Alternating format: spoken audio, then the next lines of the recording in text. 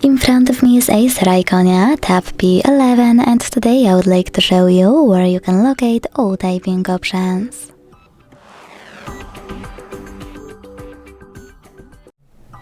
First of all, if you have suggestion strip at the top of your Gboard, you can launch it right away and click on this gear icon. Then select text correction on the left and manage all of those options however you want to.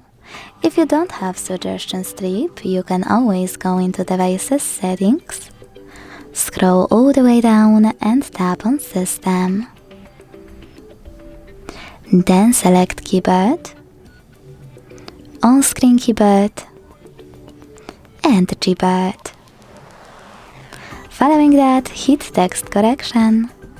If you want to enable suggestion strip when you add it, you can click on this switcher.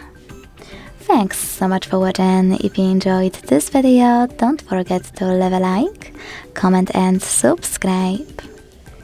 Bye!